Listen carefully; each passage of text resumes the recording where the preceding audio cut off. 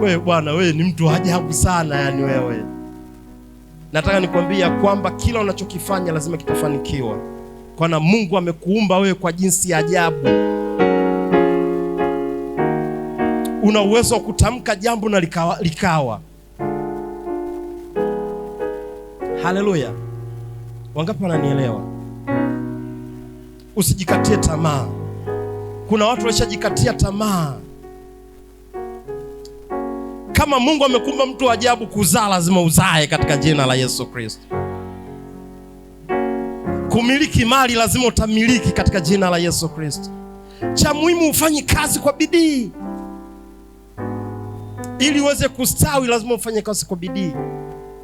Wangapi wananielewa? Na pia uweze kusema eti unajua mimi Mungu ameniumba kwa jinsi ya ajabu sana. Pesa naomba zishuke. Mungu kwa kuwa umeniumba Mungu mtu ajabu sana, naomba John adondoshe hela niokote mimi. Mshirikina utakuwa wewe. Utakuwa mshirikina.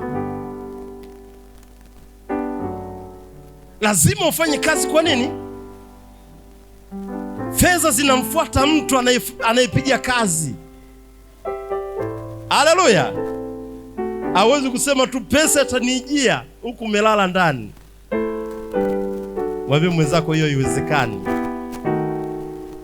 Kanuni ya kimungu inasema hivi: asiyefanya kazi na asile. Mungu akumba wewe wa ajabu. Yani alivyokumba wa ajabu, hata kazi uzifanye. Na kutamkia ukawe na nguvu ya kufanya kazi. Ukawe na nguvu ya kufanya kazi.